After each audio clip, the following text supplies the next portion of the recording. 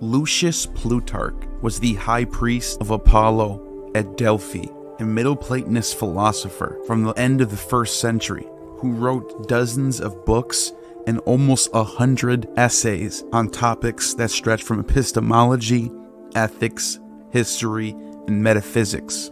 He was a student of Ammonius of Athens, one of the founders of Middle Platonism, and focused much of his life on the topic of religion. In his Symposiacs, Book 4, question number 6, he says, "Which god is worshipped by the Jews?" Now, if you were to compare Yahweh and Dionysus, you could think of a million things that separate the two. Number one, Yahweh is not the god of wine and parties and orgies, and Dionysus is not a god who wants a grand temple and a high priesthood, and definitely no Messiah. There are definite things that separate these two gods. In some ways, they are almost opposites. You can almost say that Dionysus is closer to Satan than he is to Yahweh.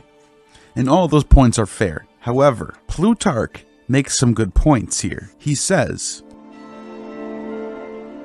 the tutelary god called Evius, the inciter of women, famous for the honors he has conferred upon him by madmen, to be inscribed and enrolled in the mysteries of the Jews?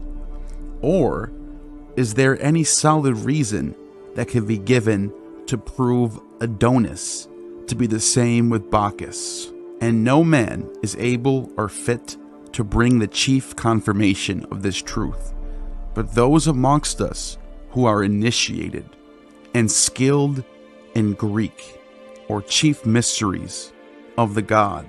But what no religion forbids to speak of among friends, especially over wine, the gift of Bacchus, I am ready at the command of these gentlemen to disclose.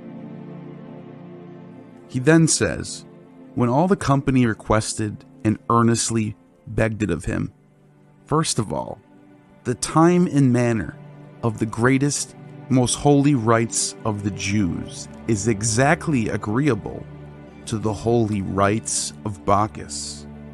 For that which they call the fast, they celebrate in the midst of vintage, furnishing their tables with all sorts of fruits, while they sit under the tabernacles made of vines and ivy. In the day which they immediately goes before this, they call the Holy Day of Tabernacles. Within a few days after, they celebrate another feast, not darkly, but openly, dedicated to Bacchus. For they have a feast amongst them called Cradiphoria, from carrying palm trees, and Thrysophoria, when they enter into the temple, carrying the thrice. What they do within I know not, but it is very probable that they perform the rites of Bacchus. First, they have little trumpets, such as the Greeks used in their bacchanalia, to call upon their gods with. Others go before them, playing upon harps, which they call Levites, whether so named from Lucius or Evius. Either word agrees with Bacchus, and I suppose that their Sabbaths have some relation to Bacchus, for even now many call the Bacchae by the name Sabbatios, the Sabbath god, and they make use of that word at the celebration of Bacchus's orgies. And this may be discovered out of Demosthenes or Menander, nor would it be out of place were anyone to say that the name Sabbath was given to this feast from the agitation and excitement with the priest of Bacchus display.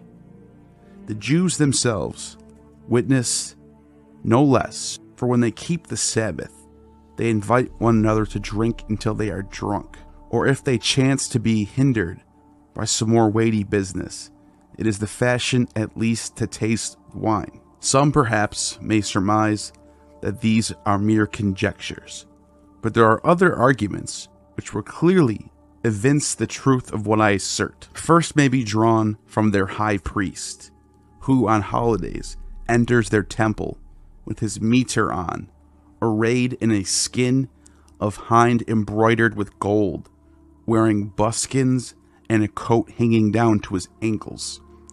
Besides, he has a great many little bells, depending from his garment, which make a noise as he walks.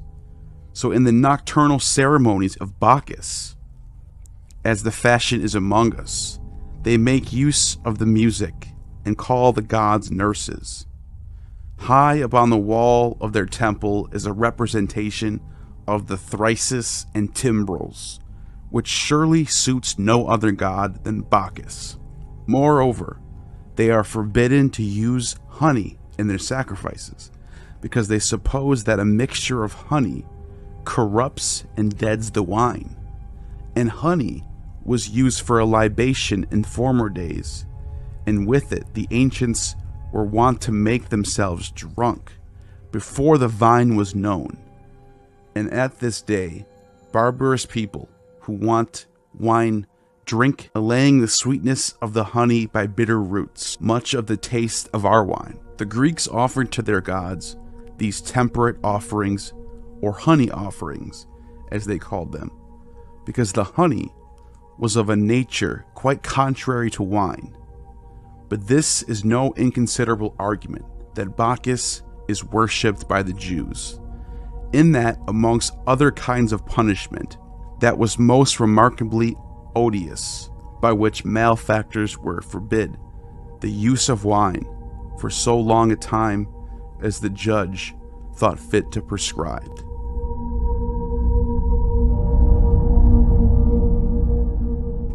The interesting thing that Plutarch lays out is the imagery in the temple. The vines and animals and gold and purple would be very familiar to somebody from Athens or Eleusinian mysteries would see this and think of Bacchus and Demeter. In the book 2 Chronicles, there is a in-depth description of the building of the temple by Solomon, in which much of it is built with gold and ivy and depictions of the heavens and the sea and many animals. This particular verse in chapter 11:15 says, "He set up priests of his own for the high places, for the satyrs and the calves which he had made." Calves and satyrs are the exact model for the worship of Dionysus. In fact, Dionysus is even worshipped in the form of a satyr. He leads an army of satyrs in the Dionysica from Nonus. And to top it all off, Leviticus 17:7 says that they shall no more offer their sacrifice to satyrs, after whom they have gone whoring. This shall be a statute forever to them throughout their generations.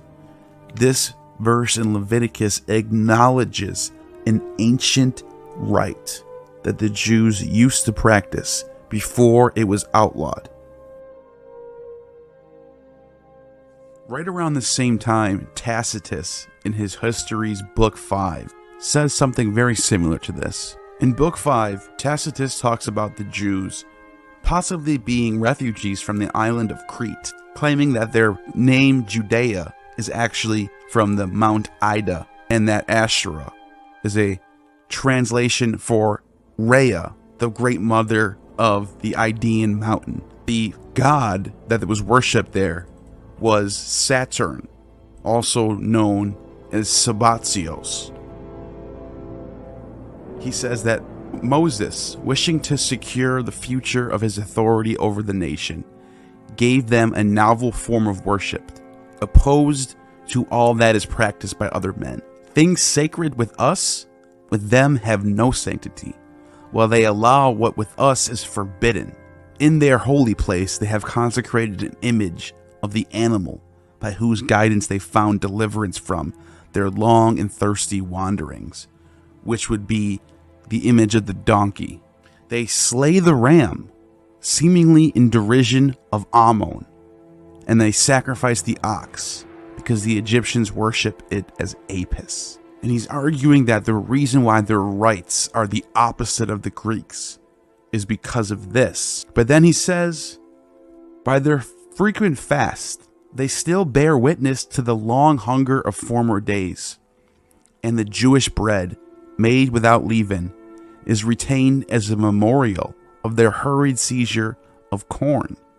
We are told that the rest of the seventh day was adopted, because this brought with them termination of their toils, after a while of indolence, beguiled them into giving up the seventh year also. But others say it is observance of honor of Saturn, either in the primitive elements of their faith having been transmitted from the Idea, who are said to have shared the flight of that god, and to have found that race, or the circumstance that the 7 stars, which rule the destinies of men, Saturn moves in the highest orbit, and with the mightiest power, and that many of the heavenly bodies complete their revolutions and courses in multiples of 7. In this passage, Tacitus is speaking of the Idaean Sabazios, the god of the Cretans, who was brought to Anatolia by migrants. They call those profane who make representations of God in human shape out of perishable materials. They believe that being to the supreme and eternal, neither capable of representation nor of decay. They therefore do not allow any images to stand in their cities, much less in their temples. This flattery is not paid to their kings, nor this honor to our emperors. From the fact, however, that their priests use the chant to the music of flutes and cymbals, and wear garlands of ivy, and that of a golden vine was found in the temple, some have thought that they worshipped Father Liber, Dionysus, Bacchus, the conqueror of the East, though their institutions do not by any means harmonize with the theory, for Liber established a festive and cheerful worship, while the Jewish religion is tasteless and mean. So you can see in this passage that Tacitus is wondering why there's so much similarities, but also at the same time, they seem to be almost opposite in the sense of the rites. Plutarch also says that when Pompey the Great sacked Jerusalem, the only thing he found in the Holy of Holies was the golden ivy diadem that Bacchus wears.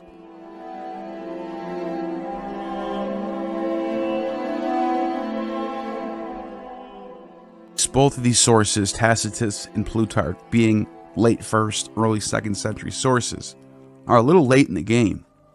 But if we go back to Herodotus, the father of history himself, there might be something in there that I think might be interesting for this conversation.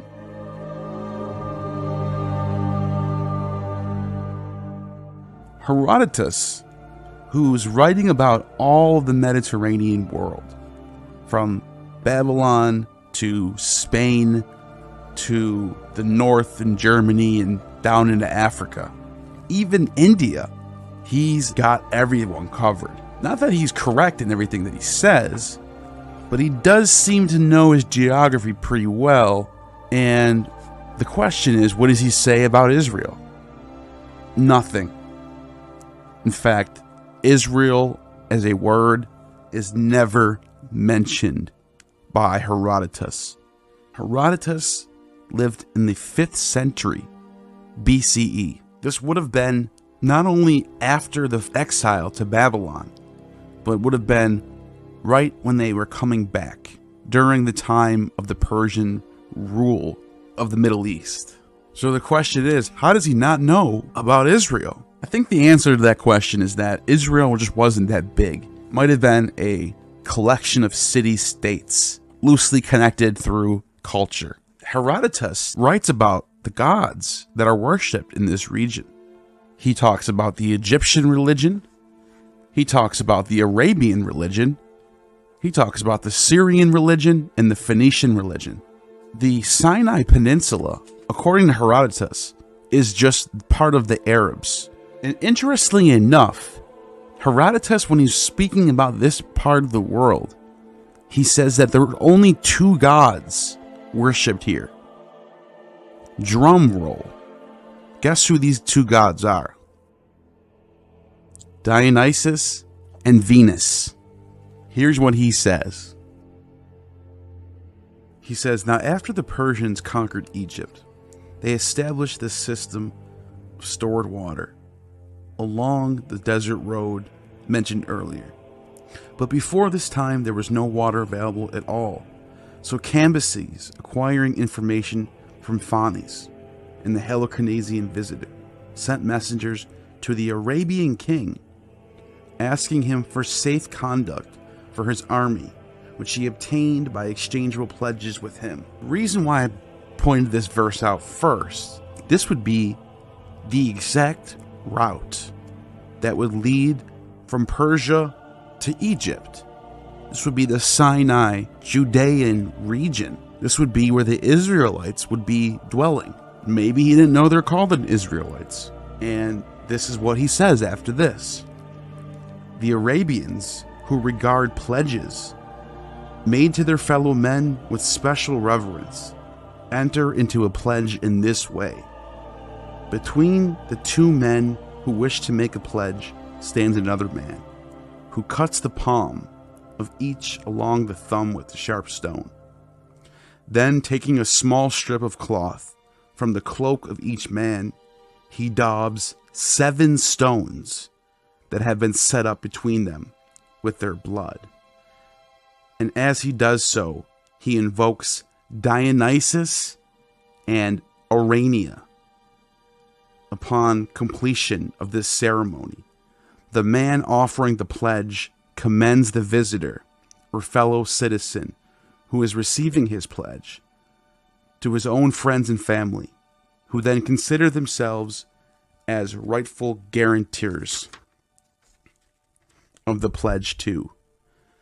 These Arabians believe that Dionysus and Urania are the only gods who exist, and they claim that they cut their hair to look just like the haircut of Dionysus. They shear the hair around the head in a ring and shave under the temples. Dionysus they call Oraltot, Urania, Alatot. The interesting part about this is that the only part of this region who would worship only two gods would possibly be the Israelites, because this would be the time when Asherah and El would be worshipped side by side. Could it be that this is a similar tradition that's not the same as Jerusalem, but maybe a little more south, a little more of a privatized rite with the similar idea, the Semitic version of Dionysus out in the Sinai desert? Urania is the name for Queen of Heaven. This would have been the title that Asherah or Rhea would have had as well. Another interesting part of that passage was the blood oath and the 7 times of dabbing for purification. In Leviticus, it says, the priest shall sprinkle the blood of the victim 7 times on the man that is to be purified. The 7 times is exactly what Herodotus speaks about. The incenses, frankincense and myrrh, onycha and galbanum, popular incenses burned in the Orphic and Eleusinian rites, also found in Arabia for Yahweh and El.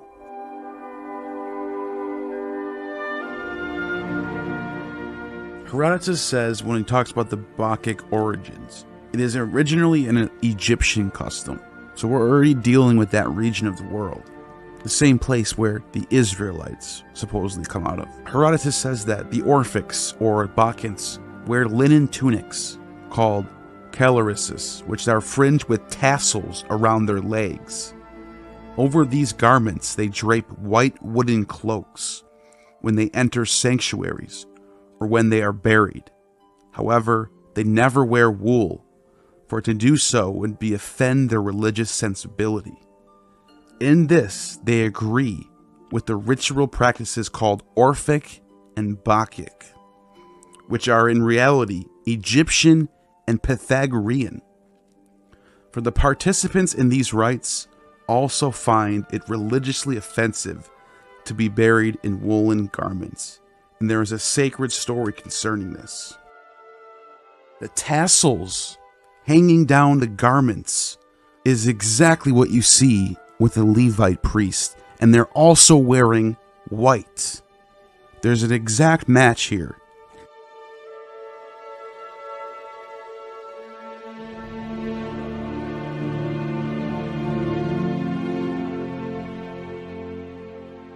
Herodotus speaking on the Orphics and Pythagoreans who worship Dionysus. Now I will describe the way they mourn and bury their dead. When someone highly esteemed in their household dies, the women of that household plaster their heads and faces over with mud. Then, leaving the corpse, they wander throughout the city, beating their chest, binding up their garments and exposing themselves, and they are accompanied by their female relatives. The men beat their chest and bind up their garments.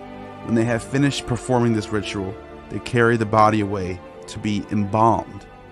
He says this is an Egyptian custom, and they even use Phoenician date palm wine. In Ezekiel 21, when speaking on mourning, Ezekiel says, "Cry out and wail, Son of man, for it is against my people. It is against all the princes of Israel. They are thrown to the sword. Therefore, beat your breast." The idea of beating their breast over mourning is something we see common between both Islam and Judaism. Isaiah in 32 says, "Beat your breast in mourning for the pleasant fields, fruitful vines, for the land of my people producing thorns and briars, for all the happy homes in a joyful city. For the palace will be abandoned, the crowded city deserted. Offal and fortress wastelands forever, a delight for wild donkeys and a pasture for flocks." The beating of the breast, the mourning over the dead for 7 days.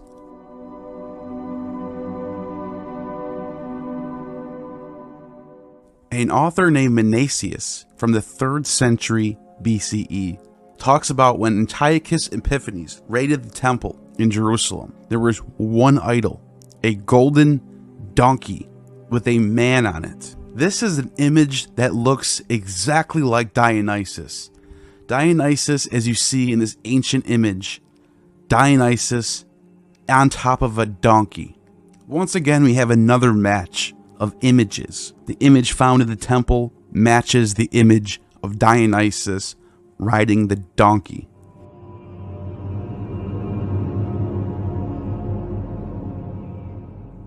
There's actually a tribe in Athens, an ancient tribe, and the name of them is Yaobakai, spelling very similar to Yaakov or Jacob. The name Yaakov looks a lot like the Bacchic chant, Yake, Yake. And also, the wife Rebecca looks like Rebecca, Rebecca. The names of the patriarchs in the Old Testament look a lot like Bacchic chants. Adam and Eve resemble Hades and Iwa.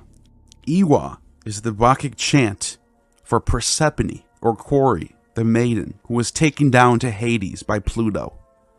And Pluto's name, spelled Hades, looks very similar to Adam. The patriarch Joseph has a lot of similarities to Dionysus as well. Joseph is constantly compared to Serapis and Osiris, who is an Egyptian rendering of the ancient Bacchus. We know from Philo of Byblos that El, or Saturn, has a story written about him that is very much paralleled to the story of Abraham. Kronos, who the Phoenicians call El, who was a king of the country and subsequently, after his decree, was deified as the star Saturn, had by a nymph of the country named Anobret, an only begotten son, whom on this account was called Yedud, the only begotten being still so called among the Phoenicians.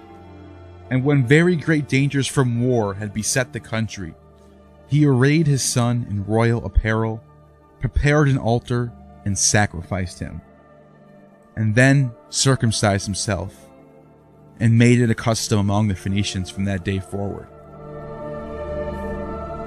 And Sarah being paralleled to the nymph Anobret, which turns out to look a lot like Ops in the stories of Saturn and Ops. In Genesis, Joseph is sold into Egypt, just like Dionysus is sold into slavery as well.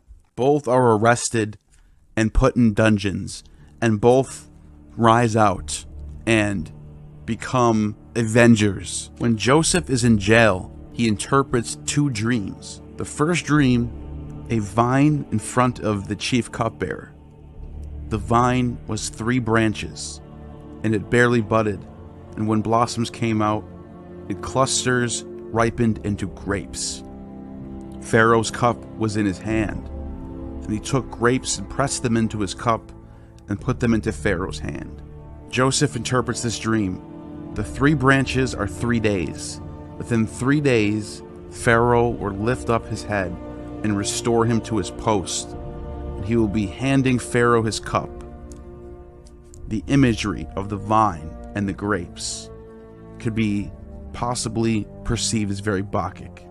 The next passage, though, I think makes it a little more convincing, because the other chief baker has a dream in which he had 3 wicker baskets on his head, and the top on were all kinds of bakery products, but the birds were pecking at them.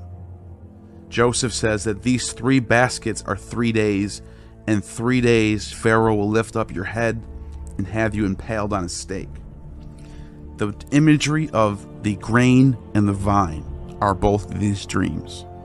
Those could be seen in the Eleusinian mysteries as Bacchus and Demeter, which is possibly where Christianity might even have the idea of a Eucharist from.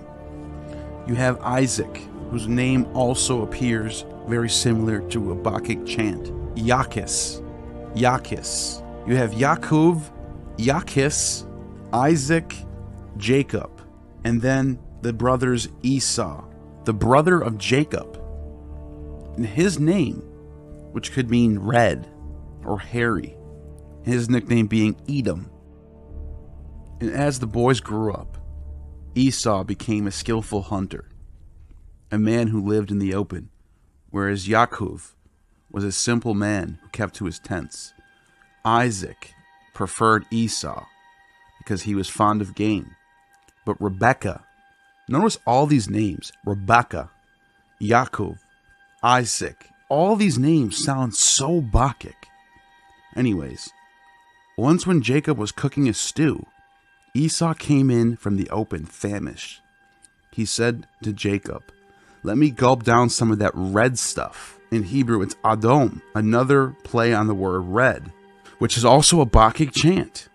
And it says, "Let me gulp down some of that red stuff. I'm starving." But Jacob replied, "First give me your birthright in exchange for it." "Look," said Esau, "I'm on the point of dying. What good will any birthright do to me?"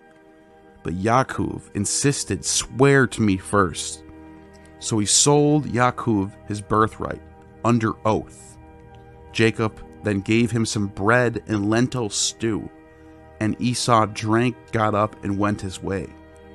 Esau cared very little for his birthright. This appears to be very similar to the dynamic between Pentheus and Dionysus, where Dionysus demands full devotion from Pentheus, almost like a birthright. Pentheus was the chosen heir of Cadmus, but Dionysus ends up taking this birthright, if you will, from him through the use of persuasion, the same way that Yaakov persuades Esau to give up his birthright. So could it be that the story of Genesis is a euhemerization of the ancient Bacchic traditions. And I don't want to say the same traditions that we find in Athens. What I think is more likely is that both Athens and Jerusalem are coming from a common source that possibly dates to the Bronze Age. We do know from archaeology that Dionysus or Bacchus is one of the oldest gods of the Mediterranean, his worship going back before alphabets in Linear B. The oldest mention of Moses that exists in the historical record, outside of any biblical manuscript or source, is from Herodotus of Abdera, who's writing in the 4th century BCE in Alexandria. And he is cited by Diodorus of Sicily, who claims that Moses claimed to have received his laws from a god named Yahweh. And Yahweh happens to be also a Bacchic chant, and when we see his name in the Greek sources, for example, Diodorus of Sicily says, amongst the Jews, Moses pretended that the god named Yahweh gave him his laws. Macrobius Saturnalia wrote, "The sacred things ye learn, to none disclose. A little falsehood, much discretion shows. Regard Yaos as supreme above. In winter Pluto, in spring's opening Jove. Phobos through blazing summer rules the day, whilst autumn owns the mild Yaos sway." Here we find Yahweh expressed, recognized as the title of the supreme god. And Orpheus also says that Jove, Pluto, Phobos, and Bacchus are all one. In these Orphic hymns, the word Yahweh would be chanted, and it would be accompanied with the burning of frankincense and myrrh, and musicians with using cymbals and drums and flutes, the same way that the Psalms of David would be performed. Orpheus and David are an identical match. Plato insisted that Orpheus was the father of Musaeus or Moses, and the Orphics were a huge part of Jewish society in Alexandria in the 1st century BCE and 1st century of the Common Era. The Romans confused Yahweh with Jupiter Sabazios, and in the 2nd century BCE, when the Jews were persecuted, along with the worshippers of Dionysus, there were 2 decrees in that century, one in 186 for the worship of Dionysus to be suppressed, and another one in 148 BCE, where the Jews and Chaldeans, along with the worshippers of Sabazios, who also is one with Dionysus, was kicked out of Rome that year. Gnaeus Cornelius Hispalis, Praetor Peregrinus, in the year of the consulate of Marcus Populus Lanus and Lucius Calpurnius, ordered the astrologers by an edict to leave Rome and Italy within 10 days, since by a fallacious interpretation of the stars they protrude fickle and silly minds, thereby making profit out of their lives. The same praetor compelled the Jews who attempted to infect the Roman custom with the cult of Jupiter Sabazios to return to their homes. Some have even gone as far as saying that the spelling or pronunciation of Jehovah Yetzavot is Jove Sabazios, which brings us back to Plutarch, who maintains that this Egyptian Typhon is the same as the Jewish Yahweh, and the monotheistic Hypsisterians all over the eastern realms of the Roman Empire worship this version of Saturn, whose worship day is the Sabbath, Saturn's day. The Byzantine Greek Encyclopedia writes, Sabazios is the same as Dionysus. He acquired this form of address from the rite pertaining to him. For the barbarians call the Bacchic cry Sabazian. Hence some of the Greeks too follow suit and cry Sabasmos. Thereby Dionysus becomes Sabazios. They also used to call Saboy and Iwa and Ya'o and Yake and Yako those places that had been dedicated to him and his Bacchants.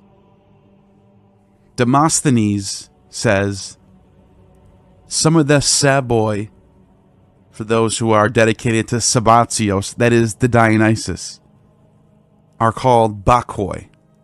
And they say that Sabbatios and Dionysus are the same. Thus, some also say the Greeks called Bacchoi Saboi. He also later on says, on attaining manhood, you abetted your mother in her initiations and her other rituals, and read aloud from the cultic writings. You rubbed the fat-cheeked snakes and swung them above your head, crying, Iwa, Sabao, Hues, Attis, Hues. And so, in 186 BCE, when we look at the suppression and outlawing of the worship of Dionysus, it makes you wonder, why was this god singled out, and why were these people persecuted? Is this the same god that is worshipped by the Jews? Or both of these traditions come from a common ancestor tradition?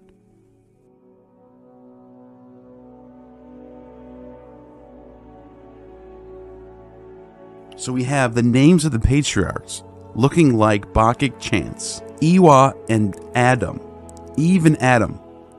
Could it possibly be that these two characters are a euhemerization of Persephone in Hades, and that Persephone, who takes a bite of the pomegranate, is stuck in Hades, which would be a parallel to Eve taking a bite of the fruit and being cast out of paradise? With all that being said, this could be all a stretch. However, if there is some truth to this, it brings a whole new light to Christianity and the origins of Christianity. Because if Tacitus and Plutarch were able to understand these connections between the Bacchic, Orphic, and Judaic, then it's not a stretch to say that the gospel writers would have saw these things as well, which is why you have some stories that look like mimesis between Dionysus and Jesus, which is why Jesus, looking like the true vine, as he calls himself, my Father is the husbandman, and I am the true vine. That looks a lot like Sabbatios, who is Saturn holding the scythe, who is the husbandman who reaps the dead, and he is the true vine, like Dionysus.